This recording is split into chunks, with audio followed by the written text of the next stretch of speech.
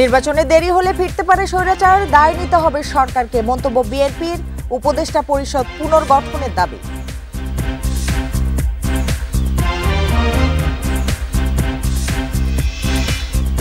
দায়িত্ব পালন অসম্ভব করে তুললে প্রয়োজনীয় সিদ্ধান্ত নেবে উপদেষ্টা পরিষদ, সবকিছুই জানানো হবে জনগণকে।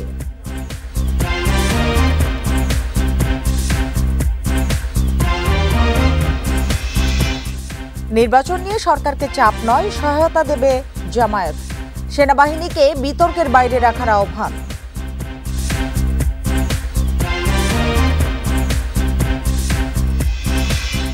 বিদেশে বাংলাদেশিদের অবৈধ সম্পদ জব্দের চেষ্টা চলছে, যুক্তরাজ্যে ইতিবাচক সাড়া পেয়েছেন গভর্নর।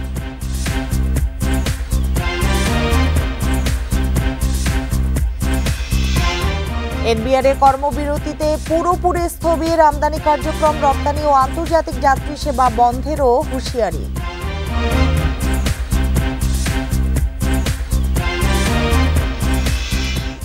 আমন্ত্রণ, বিরতিহীন রাত ৯টায় বাংলাদেশে আপনাদের সঙ্গে আছি আমি সুমনা সিমি। এতক্ষণ জানাচ্ছিলাম শিরোনামগুলো, এবার জানাবো পুরো খবর।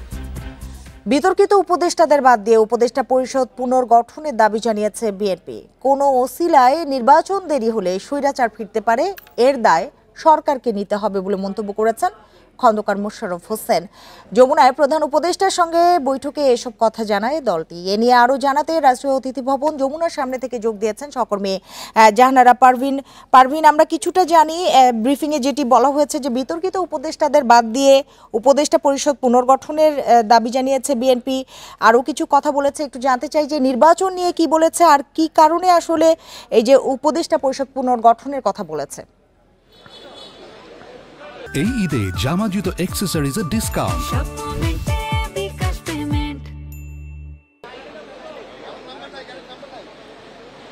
প্রধান উপদেষ্টার সঙ্গে বৈঠক শেষে আমাদের সঙ্গে কথা বলেছেন বিএনপির স্থায়ী কমিটির সদস্য ডক্টর খন্দকার মোশাররফ হোসেন, যিনি এই বৈঠকে বিএনপির প্রতিনিধিত্ব করেছেন। তার সঙ্গে বিএনপির আরও ৩ জন সদস্য ছিলেন, স্থায়ী কমিটির সদস্য। মূলত যে কথাটি তিনি বলেছেন যে ডিসেম্বরের মধ্যে নির্বাচনের রোডম্যাপ চেয়েছে বিএনপি।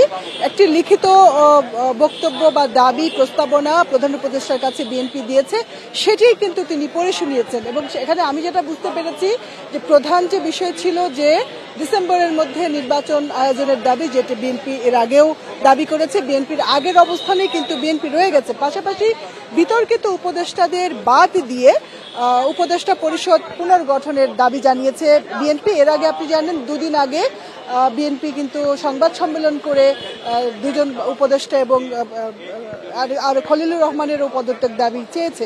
আজকে যেটা আমরা জানতে চেয়েছিলাম যে প্রধান উপদেষ্টার মনোভাব কি, যে পরিস্থিতিতে আজকের বৈঠকটা হয়েছে, তার পদত্যাগের ইচ্ছে প্রধান উপদেষ্টার এবং ক্ষোভ এবং অসন্তোষ, দায়িত্ব পালন করতে না পারছেন না এরকম মনোভাবের কারণে।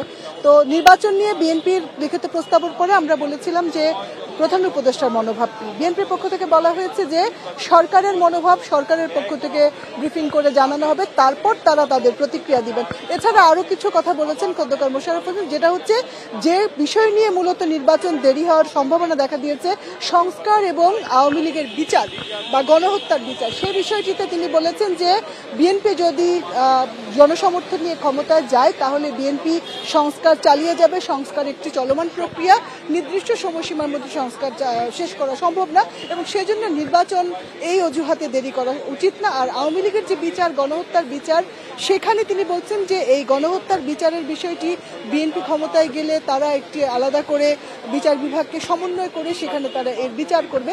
এর জন্য আসলে নির্বাচন দেরি হওয়ার অজুহাত তৈরি করা ঠিক না। আমি যেটা বুঝতে পেরেছি, তাদেরকে জানতে চেয়েছিলাম এর আগে 16 মার্চ বিএনপির মহাসচিব, 16 এপ্রিল বিএনপি মহাসচিব এইখানে প্রধান উপদেষ্টার সঙ্গে দুপুরবেলা বৈঠক শেষ করে বলেছিলেন যে তিনি বৈঠকের আলোচনায় সন্তুষ্ট না। আজকে আমরা প্রশ্ন করেছিলাম যে বিএনপি সন্তুষ্ট কিনা, এই ব্যাপারে কিন্তু কোনো উত্তর তারা দেননি। এখানে স্থায়ী কমিটির সদস্য সালাউদ্দিন আহমেদও একটু কথা বলেছেন, আমির খসরু মাহমুদ চৌধুরী কিছুটা কথা বলেছেন, কিন্তু তারা সন্তুষ্ট না এমন কথা তারা বলেননি। কিন্তু আমি দীর্ঘদিন ধরে এই রাজনৈতিক রিপোর্টিংয়ের ফলে আমি যেটা বুঝতে পেরেছি তারা সন্তুষ্ট হননি। এমনকি আমরা জানতে চেয়েছিলাম প্রধান উপদেষ্টার মনোভাব কি, বিএনপির যে দাবি, আবারও বিএনপি ডিসেম্বরের মধ্যে নির্বাচন আয়োজনের দাবি জানিয়েছে, লিখিতভাবে তারা বলেছে, সে ব্যাপারেও কিন্তু তারা কথা বলেননি। তারা নির্দিষ্ট কয়েকটা কথা রোডম্যাপের ডিসেম্বরের মধ্যে। পারভিন, আরেকটি বিষয় একটু জানতে চাই, এনসিপির প্রতিনিধি দল যমুনায় গেছেন বৈঠক করার জন্য প্রধান উপদেষ্টার সঙ্গে, সেই বৈঠকটি কি শুরু হয়েছে?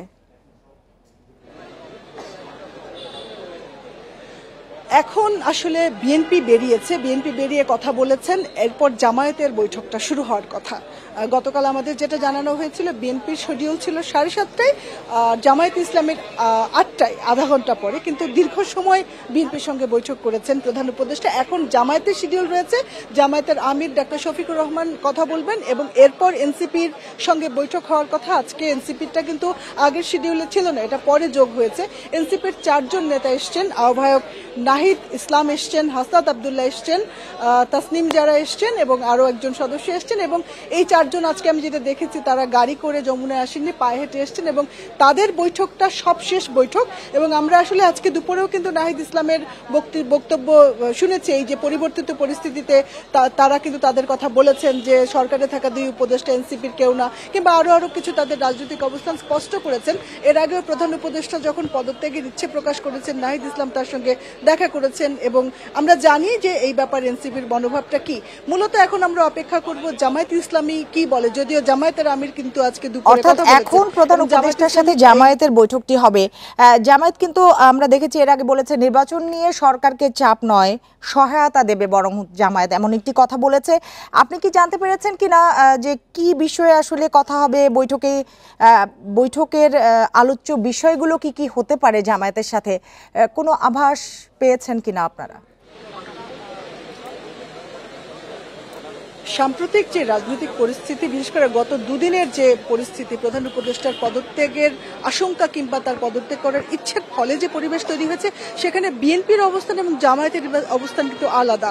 বিএনপি চায় যে ডিসেম্বরের মধ্যে নির্বাচন হোক, আর জামায়াত সরকারকে কোনো চাপ দিতে রাজি না। আজকে দুপুরে জামায়াতের আমির যে কথা বলেছেন যে তারা চান না প্রধান উপদেষ্টা চলে যাক, যদিও বিএনপিও এই কথা বলেছে, কিন্তু বিএনপি পাশাপাশি এই কথাটিও বলেছে কেউ অপরিহার্য না, তিনি যদি আবেগবশত দায়িত্ব পালন করতে না চান তাহলে রাষ্ট্র বিকল্প ব্যবস্থা নেবে। কিন্তু জামায়াত কিন্তু চাচ্ছেন যে প্রধান উপদেষ্টা দায়িত্বে থাকুক, তিনি তার দায়িত্ব পালন করুক এবং জামায়াত তাকে সহযোগিতা করবে। এবং একটি সর্বদলীয় বৈঠকের আহ্বান কিন্তু জামায়াত জানিয়েছে যে প্রধান উপদেষ্টার সঙ্গে সর্বদলীয় একটি বৈঠক, মানে সংকট সমাধানের জন্য জামায়াত ছাড় দিতে প্রস্তুত বা সর্বাত্মক সহযোগিতা সরকারকে করতে প্রস্তুত, এমনটা কিন্তু আমরা ধরে নিতে পারি। আগামীকাল বিকেল থেকে যে গণঅভ্যুত্থানে যেসব রাজনৈতিক দলগুলো অংশ নিয়েছিল তাদের সঙ্গে কিন্তু বৈঠক হবে, এবি পার্টি সহ আরো অনেকগুলো দল। আজকে এনসিপির এই বৈঠকে, আজকের এই শিডিউলে যুক্ত হওয়াটা একটি নতুন খবর। শুধুমাত্র জামায়াত এবং বিএনপির শিডিউল ছিল, এনসিপি পরে যোগ হয়েছে। আমরা আসলে জামায়াতের আমিরের বৈঠক শেষ হওয়ার পরে এসে তিনি আনুষ্ঠানিকভাবে কথা বলার পরে বুঝতে পারবো, কিন্তু গত দুদিনে জামায়াতের মনোভাব এবং বক্তব্য থেকে আমরা বুঝতে পারছি প্রধান উপদেষ্টার সঙ্গে জামায়াত আরো সহযোগিতা করতে ইচ্ছুক। তারা নির্বাচন নিয়ে সরকারকে চাপ দিতে ইচ্ছুক না, তারা মোটেও চান না যে প্রধান উপদেষ্টা কোনো চাপে সরে যাক কিংবা নির্বাচন ডিসেম্বরের মধ্যে হতে হবে, এমন অবস্থানে কিন্তু জামায়াত নেই। একটু পুরনো এতে ফিরে যেতে চাই, বিএনপির ব্রিফিং নিয়ে আবারও একটু কথা বলতে চাই। পারভিন, বলা হয়েছে যে বিতর্কিত উপদেষ্টাদের বাদ দিয়ে উপদেষ্টা পরিষদ পুনর্গঠনের দাবি জানিয়েছে বিএনপি। বিতর্কিত উপদেষ্টাদের নাম কি উল্লেখ করা হয়েছে বা উল্লেখ করেছেন বিএনপি থেকে? না, আজকে কিন্তু আমাদেরকে লিখিত বক্তৃতাটা খুব ছোট্ট একটা সংক্ষিপ্ত কথা বলেছেন খন্দকার মোশাররফ হোসেন, এবং তিনি বলেছেন যে বিতর্কিত উপদেষ্টাদের বাদ দিয়ে উপদেষ্টা পরিষদ পুনর্গঠন করা হোক। আজকে নাম নেননি, কিন্তু আমরা কিন্তু দুদিন আগে বিএনপির যে সংবাদ সম্মেলন ছিল সেখানে কিন্তু বলা হয়েছে আসিফ মাহমুদ, সজীব ভুইয়ার কথা কিন্তু তারা বলেছেন। এছাড়া গতকাল আমি বিএনপির স্থায়ী কমিটির সদস্য সালাউদ্দিন আহমেদের ইন্টারভিউ করেছিলাম এই পরিস্থিতিতে, সেখানে কিন্তু তিনি আসিফ মাহমুদ, সজীব ভুইয়ার নাম নিয়েছেন। তিনি জাতীয় নিরাপত্তা উপদেষ্টা খলিলুর রহমানের অপসারণও চেয়েছেন, তার অব্যাহতি চেয়েছেন। এবং আরেকটি ব্যাপার হচ্ছে, বিএনপি মনে করছে আরো 2-1 জন উপদেষ্টা রয়েছেন, আমি এই মুহূর্তে নাম বলছি না যেহেতু আনুষ্ঠানিকভাবে বিএনপি নাম বলেনি, যারা সরকারের ভেতরে থেকে নির্বাচন বিলম্বিত করতে চায়, যারা চায় 3-4 বছর পরে নির্বাচন হোক, তারা সরকারকে প্রভাবিত করছে। গতকাল আমার সঙ্গে যখন স্থায়ী কমিটির সদস্য সালাউদ্দিন আহমেদের কথা হয়, তিনি তখন বলেছিলেন তিনি মনে করছেন সরকারের ভেতরে একটা চক্র রয়েছে এবং তিনি কয়েকটা নাম আমি জানি, কিন্তু যেহেতু আনুষ্ঠানিকভাবে বিএনপি বলেনি আমি সেটা বলতে চাই না। কয়েকজন উপদেষ্টা আছেন তারা সরকারের ভেতর থেকে চাচ্ছেন যে প্রধান উপদেষ্টা যেন কোণঠাসা হয়ে যান বা তিনি যেন জনবিচ্ছিন্ন হন, সেরকম ভাবে তাকে ভুল বোঝাচ্ছে এবং নির্বাচন দেরি করার জন্য এই উপদেষ্টারা কার্যক্রম অব্যাহত রাখছে, তাদের অপসারণ চায়। এবং বিএনপি আসলে লিখিত বক্তৃতায় কোনো উপদেষ্টার নাম প্রস্তাব করে এসেছেন কিনা আজকে সেটা আমরা জানি না। বিএনপি আসলে মনে করে যে নির্বাচন যত দেরি হবে, আজকে কিন্তু বলেছে যে নির্বাচন দেরি হওয়ার যে দায় বা স্বৈরাচার ফিরে আসতে পারে নিতে হবে। জাহানারা পারভীন, আপনাকে অনেক ধন্যবাদ। পরবর্তীতে নিশ্চয়ই আবারও আপনার সঙ্গে যোগাযোগ করব। কেউ সরকারের দায়িত্ব পালনে বাধা দিলে তা জনসম্মুখে তুলে ধরা হবে, এ হুঁশিয়ারি দিয়ে বিবৃতি দিয়েছে উপদেষ্টা পরিষদ। এতে বলা হয়েছে পরাজিত শক্তির ইন্ধন বা বিদেশি ষড়যন্ত্রের কেউ অংশ হলে তাদের বিষয়ে কঠোর সিদ্ধান্ত নেওয়া হবে। দুপুরে পরিকল্পনা কমিশনে একনিকের সভার পর প্রধান উপদেষ্টার সভাপতিত্বে হয় উপদেষ্টা পরিষদের বৈঠক।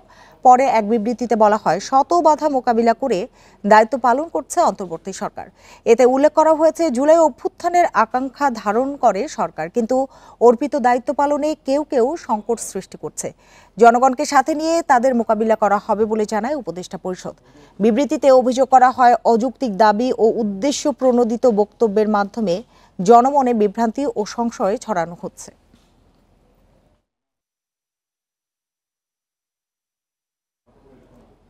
প্রধান উপদেষ্টা থাকছেন, তিনি বলেননি পদত্যাগ করবেন, এ কথা জানিয়েছেন পরিকল্পনা উপদেষ্টা ওয়াহিদ উদ্দিন মাহমুদ।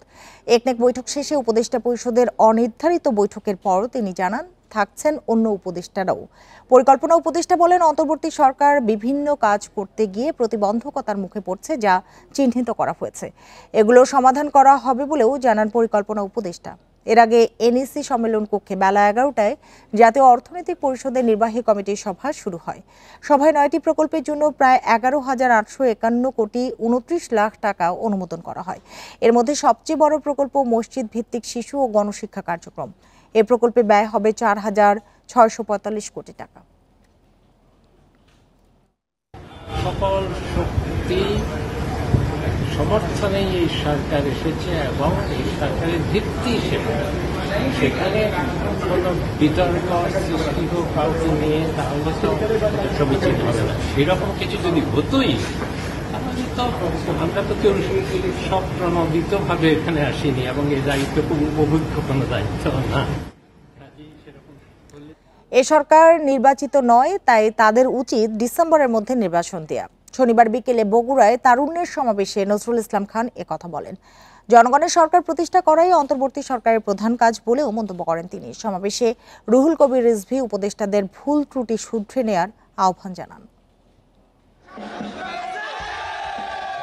তারুণ্যের রাজনৈতিক অধিকার প্রতিষ্ঠায় বগুড়ার সেন্ট্রাল হাই স্কুল মাঠে সমাবেশের আয়োজন হয়। বৃষ্টি উপেক্ষা করে অংশ নেন রাজশাহী রংপুর বিভাগের 16 জেলার নেতাকর্মীরা।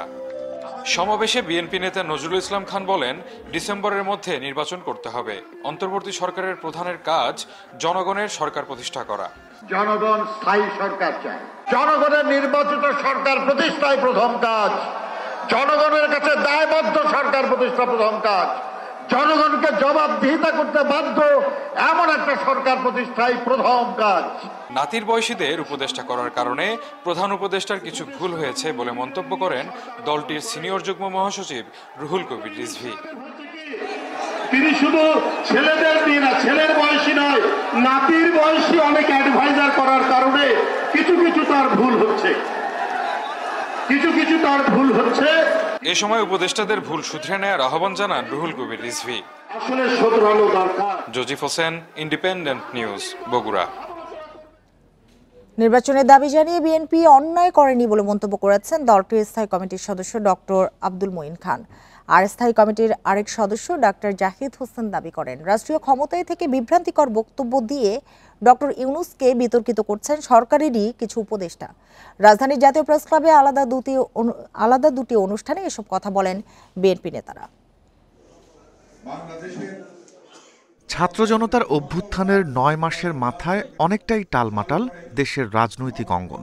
নানা দাবিতে আন্দোলন বিক্ষোভের মাঝে নতুন আলোচনা প্রধান উপদেষ্টার পদত্যাগের গুঞ্জন নিয়ে। জাতীয় প্রেস ক্লাবে অগ্নিসেনা ফাউন্ডেশনের মতবিনিময় সভায়ও উঠে আসে এই প্রসঙ্গ। বিএনপির স্থায়ী কমিটির সদস্য ডাক্তার জাহিদ হোসেন বলেন, রাষ্ট্রীয় ক্ষমতাকে যারা সম্পত্তি মনে করছেন, বিভ্রান্তিমূলক বক্তব্য দিয়ে প্রধান উপদেষ্টাকে বিতর্কিত করছেন তারাই।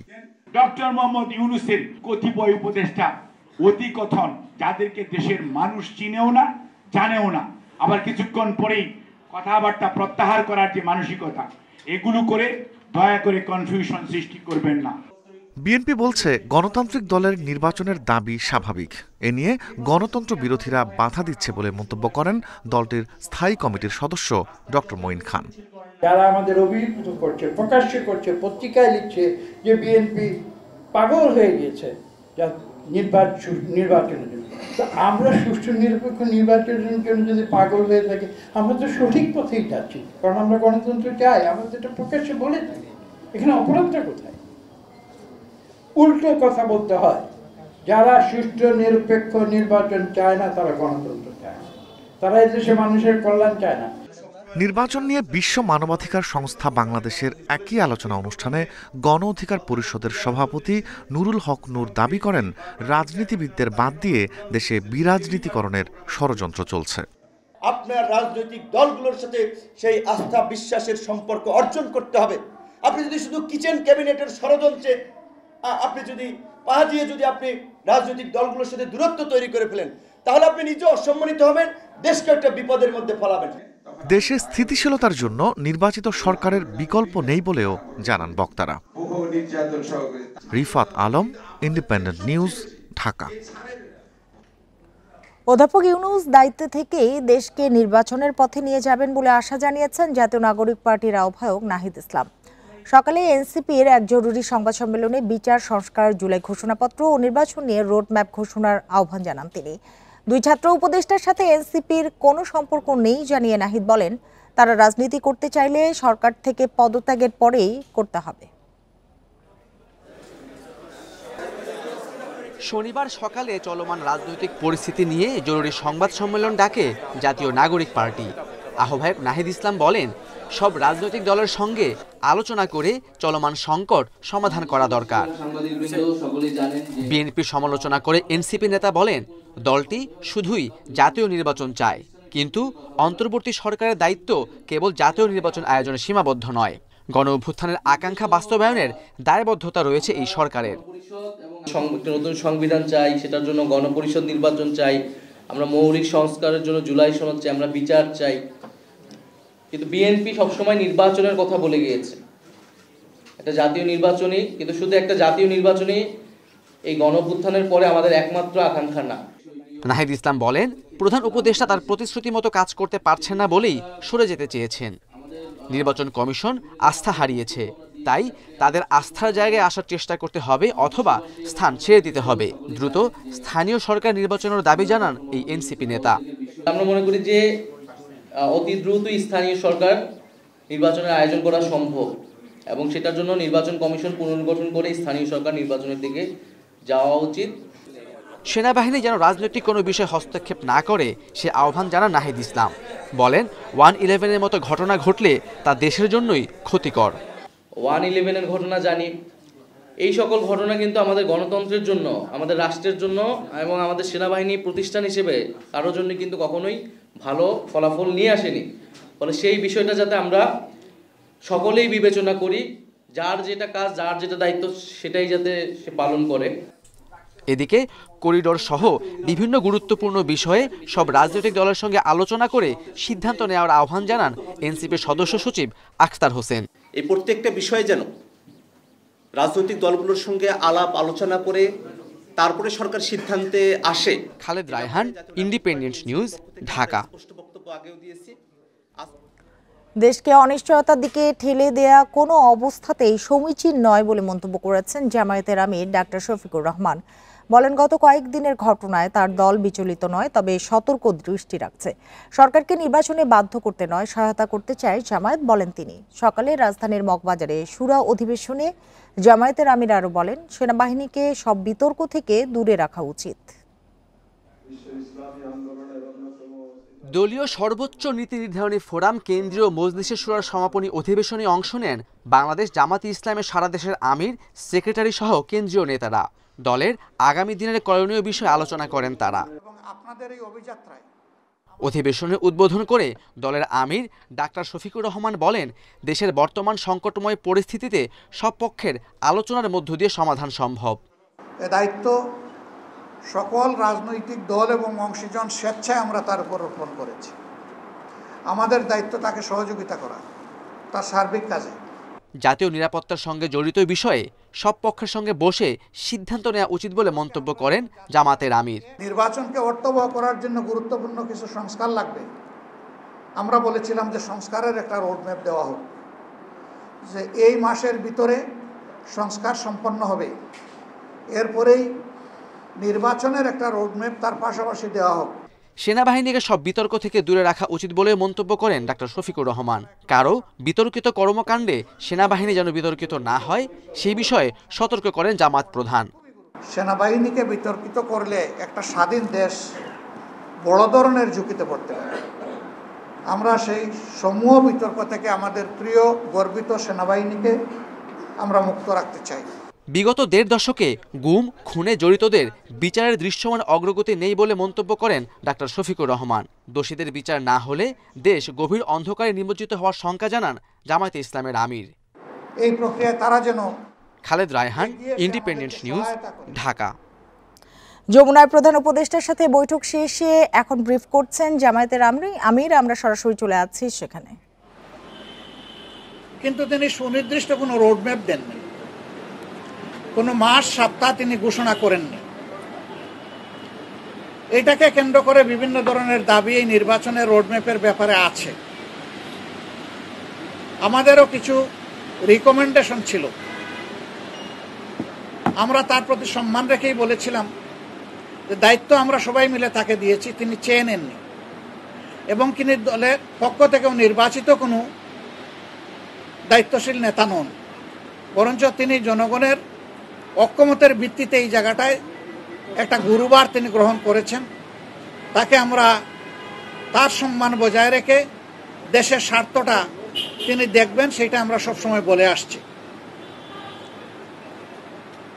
আমরা আজকে ওই ব্যাপারে কথা বলেছি। আমরা বলেছি দুইটা বিষয় স্পষ্ট করা দরকার।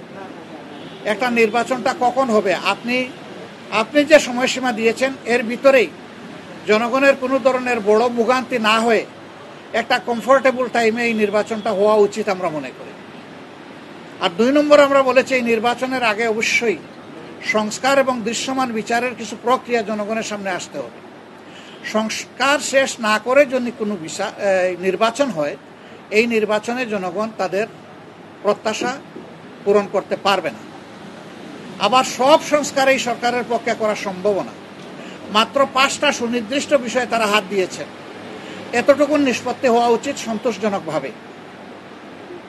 এর পাশাপাশি এখানে জুলাই প্রক্লেমেশনের ব্যাপার স্যাপার আছে, এগুলা সংস্কারের সাথে জড়িত। তো অনেক দলের দাবি দেওয়ার মধ্যেও কিছু ভিন্নতা আছে, এটা থাকবে। দল যেহেতু আলাদা, মতেরও ভিন্নতা থাকবে, এটাই স্বাভাবিক। গণতন্ত্রের সৌন্দর্য হচ্ছে আমার মতটি আমি প্রকাশ করব, আরেকজনের মতের প্রতি আমি শ্রদ্ধা দেখাবো। আমি কারো মতকেই তুচ্ছ জ্ঞান করব না, উপহাস করব না এবং কাউকে অপমানিত করব না। কিন্তু আনফর্চুনেটলি এই সীমা আমরা অনেকেই রক্ষা করে চলতে পারি না, আমাদের পারা উচিত। গণতন্ত্রের স্লোগান হচ্ছে let us agree to disagree. আসো আমরা এক হই যে আমাদের ভিন্ন মত প্রকাশ করার অবকাশ আছে, সুযোগ আছে। এই থিওরির উপর আমাদের সকলকে আসতে হবে। আমরা বিশ্বাস করি সমস্ত দলই দেশকে ভালোবাসে। ভালোবাসার জায়গা থেকে দায়িত্ববোধের পরিচয় দিয়ে আমরা সবাই যদি এগিয়ে আসি এবং আমরা যদি সংস্কার প্রক্রিয়াকে অর্থবহ সহযোগিতা করি, তাহলে একটা অর্থবহ সংস্কারের মধ্য দিয়ে একটা অর্থবহ নির্বাচন নিশ্চিত হতে পারে ইনশাআল্লাহ। আমরা সেই দিনটির অপেক্ষায় আছি। সমাজে যে অস্থিরতা দেখা দিয়েছিল এই বিষয়টাকে কেন্দ্র করে, প্লাস বিভিন্ন ব্লকেটকে কেন্দ্র করে আপাত দৃষ্টিতে তা কিছুটা কেটেছে। আমরা এর স্থায়ী নিষ্পত্তি চাই এবং আমরা মনে করি যে দুইটা রোডম্যাপ ঘোষণা করলেই তার অনেকটাই সমাধান হয়ে যাবে। একটা হচ্ছে সংস্কারের রোডম্যাপ, আর একটা হচ্ছে নির্বাচনের রোডম্যাপ। এই দুইটাই অতীব গুরুত্বপূর্ণ বলে আমরা মনে করি। আপনারা আজকে এখানে এসেছেন, আপনারা ইতিমধ্যে বিএনপির বন্ধুরা এসেছেন, তাদের কথা আপনারা শুনেছেন, আমাদের কথা আপনারা ধৈর্য ধরে শুনলেন। এই জন্য আমরা আমাদের পক্ষ থেকে আপনাদের প্রতি কৃতজ্ঞতা জানাই এবং ধন্যবাদ জ্ঞাপন করি। আমি মহোদয় আপনাদের সাথে আমাদের আরো অনেক দেখা হবে, কথা হবে। প্রধান উপদেষ্টার সাথে যমুনায় বৈঠক শেষে ব্রিফিং করছিলেন জামায়াতের আমির ডক্টর শফিকুর রহমান। আমরা এতক্ষণ সেই ব্রিফিংটি শুনছিলাম। এই ছিল এখনকার সংবাদে। ইন্ডিপেন্ডেন্ট টেলিভিশনের সব খবরের আরো বিস্তারিত জানতে চোখ রাখুন ফেসবুক, ইউটিউব এবং এক্সে। ধন্যবাদ সবাইকে এতক্ষণ সাথে থাকার জন্য।